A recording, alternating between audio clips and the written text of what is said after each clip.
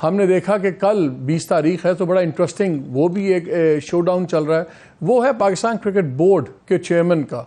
और वहाँ पे नजम सेठी साहब इस वक्त इंकम्बेंट चेयरमैन हैं और क्लियरली आपको याद होगा इनकी तस्वीरें भी लगी थी, नवाज शरीफ साहब के काफ़ी क्लोज हैं और वहीं से उनकी आशीर्वाद हुई थी। लेकिन अब पता ये लग रहा है कि आसिफ जरदारी साहब has put his foot down और उन्होंने ज़का अशरफ साहब का नाम दे दिया। और 2013 में इफ़ आई मे रिकॉल इनका बड़ा तब भी एक झगड़ा चला था, कोर्ट से वो डिस्को हटा दिया गया, फिर कोर्ट ने उनको रीइंस्टेट किया, फिर कॉन्स्टिट्यूशनल चेंजेस हुई and anyway Zaka Ashraf was shown the door and Sethi साहब वाज मेड द चेयरमैन। अब कल इसको भी सारे लोग देख रहे हैं कि क्या होगा। पीपल्स पार्टी ने वैसे एक बारीक वारदात की, अभी नादिर मलिक साहब अपने जो थे चेयरमैन नादरा तारिक मलिक, उनके जब ये इस्तीफे की बात हुई, रादर सैकिंग थी विच वाज टर्न्ड इनटू के जी उन्होंने रेजिग्नेशन दे दिया, तो उसमें पीपल्स पार्टी ने कुछ शोर डाला और कि जी हमने पहले अपॉइंट किया था, इनको रहने दें। वहाँ पे आर्गूमेंट PMLN की तरफ से आया कि देखें जो वजारतें हैं वही फैसले करेंगी अपनी पोस्ट की। जी अज़मा, ये तो हो गया, आप लोगों ने अब हाथ उठा लिए सेठी साहब के ऊपर से? शुक्रिया मालिक, मुझे इस बारे में अभी कोई मालूमात नहीं है कि हाथ उठाने या रखने की बात नहीं है। बात यह है कि ये ईगो का मसला नहीं होना चाहिए।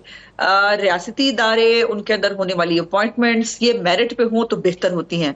अगर तो नजम सेठी साहब जो हैं उन्होंने परफॉर्म नहीं किया है, अगर उनको उनके जो पिछला दौर था उसमें भी और जो अब जितना भी उनका टेन्योर था उसके अंदर अगर कोई बेज़ाब्तियां हैं, अगर वो परफॉर्म नहीं कर सके तो उनको जो है बदलने का इख्तियार यकीनन मिनिस्ट्री के पास और उसके बाद प्राइम मिनिस्टर का पाकिस्तान के पास होना चाहिए।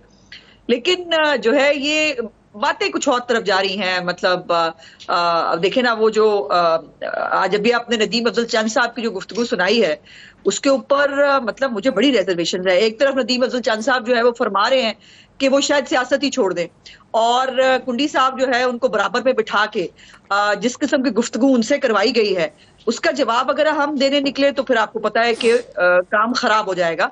लेकिन हम चूंकि एक रिस्पॉन्सिबल पोस्ट पे हैं, वजीर आजम पाकिस्तान ने इस इत्तेहादी हुकूमत को बहुत मेहनत से 14 महीने से चलाया है और बहुत। लेकिन अल्लाह मुझे एक बात बताएं, इन्होंने शुरू किया पब्लिकली, पहला साल वो फायर किया बिलावल भुट्टो साहब ने, जो पब्लिकली पहली एवरीबडी वाज शॉक्ड कि हुआ क्या है। हमारे मुल्क में सियासत में व्हील्स विद इन व्हील्स होते हैं। क्या अब ये बन रहा है कि पीपल्स पार्टी सेंटर की, प्राइम मिनिस्टर की जॉब के लिए भी अपना क्लियर इंटरेस्ट शो कर रही है और इसीलिए आपसे डिस्टेंस होना शुरू हो गया? तो वो करें, इस पे हमें क्या इतराज है। देखिए मालिक, हमारा उनके साथ जो हुकूमती इत्तेहाद है वो 13 अगस्त की रात तक है और उसके बाद जाहिर है उनको अपना इलेक्शन लड़ना है, हमें अपना इलेक्शन लड़ना है। वो वजीर आजम के कैंडिडेट हो सकते हैं, बिल्कुल होना चाहिए। हम वजीर आजम के कैंडिडेट हैं, हमें भी होना चाहिए। और वो जाहिर है वो आवाम जिसको वोट डालेंगे वो हो जाएगा। लेकिन इस तरह से मतलब ये जो बजट है, जो पाकिस्तान का बजट है, उन्होंने उसको आपका बजट कह दिया है, उन्होंने आपका बजट कह दिया है। मैं बात पूरी यही करने वाली हूँ कि ये बजट जो है ये शहबाज शरीफ साहब के घर का बजट नहीं है या PMLN को जो है एज ए पार्टी बजट नहीं मिल रहा, ये पूरे पाकिस्तान का बजट है। और वजीर आजम पाकिस्तान पूरे पाकिस्तान के वजीर आजम है। इस वक्त जो माशी मुश्किलात है, जो IMF के साथ प्रोग्राम जो है हमारा नहीं हो पा रहा, जो पाकिस्तान की इस वक्त तमाम मसाइल हैं, क्या उसके बारे में पीपल्स पार्टी को इल्म नहीं है? क्या बिलावल भुट्टो साहब जो है उसके बारे में नहीं जानते? देखिए, पहले तो बात यह है कि जो तारिक मलिक का केस है और जो नजम सेठी का केस है, बराए मेहरबानी उसके अंदर डिफरेंशिएट कीजिए। तारिक मलिक साहब के ऊपर बहुत सारी इंक्वायरीज हैं, उनके ऊपर कुछ मामलात हैं जिसके ऊपर जो है इन्वेस्टिगेशन हो रही है। नजम सेठी साहब के ऊपर ऐसी कोई मामला नहीं है। प्रिंसिपल तो तय हो गया ना अज़मा, प्रिंसिपल तो तय हो गया ना, मेरा जिस्म मेरी मर्जी वाला प्रिंसिपल तो हो गया ना, मेरी वजारत मेरी मर्जी। मेरी एक मिनट, हमने किसी चीज को ईगो का मसला नहीं बनाया। बिकॉज जब आप इत्तेहादी हुकूमत में होते हैं ना तो बहुत बड़ा दिल करना पड़ता है, जो किया है वजीर आजम पाकिस्तान ने। अब ये K4 का मंसूबा खुद ये मुराद अली शाह की और बिलावल भुट्टो की जरा स्पीच निकाल के देखी जो K4 के मंसूबे के दौरान उन्होंने की। उन्होंने बहुत तारीफ की, उन्होंने कहा बिल्कुल हमें पिछली गवर्नमेंट ने नहीं पूछा था, ये गवर्नमेंट हमें बहुत लेके चल रही है। सर्कुलर रेलवे का जो प्रोजेक्ट है उसके ऊपर बहुत सारी फाइनेंसिंग हुई है। सिंध को जो है बड़े बड़े प्रोजेक्ट्स मिले हैं।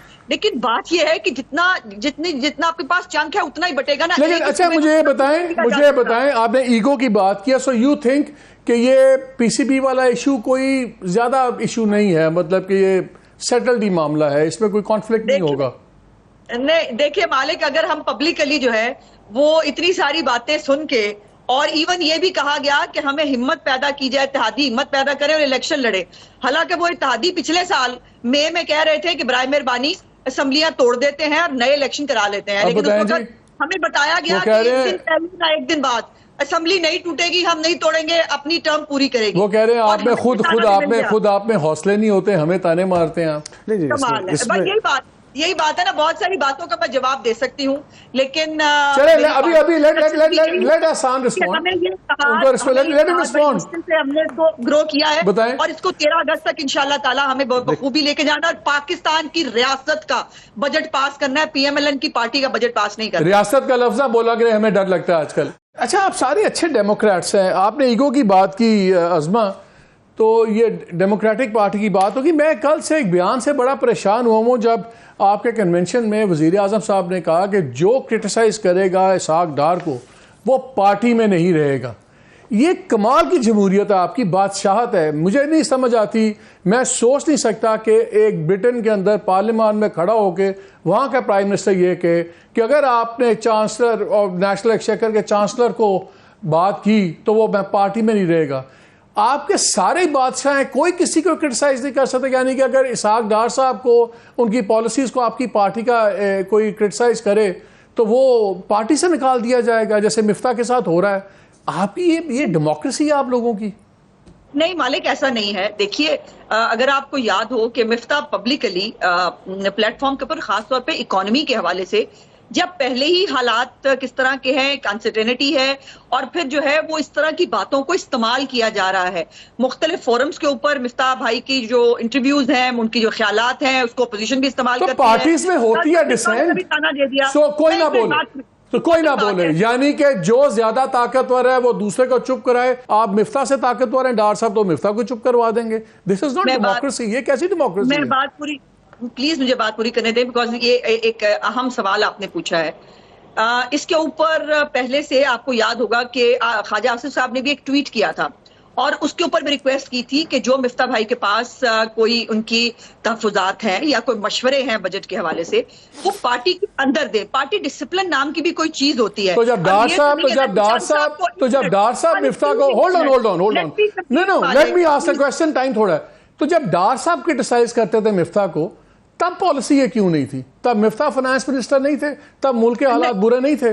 So what is good for goose should be good for Gander. बिल्कुल ऐसे नहीं है मालिक। इस तरह से मिफ्ता साहब के दौर के अंदर डार साहब ने कहीं लंबे लंबे प्रोग्राम किए हों, उन्होंने बैठकर कोई अच्छी बात भी है उसके अंदर से गलत बात निकाली हो, ऐसा नहीं है।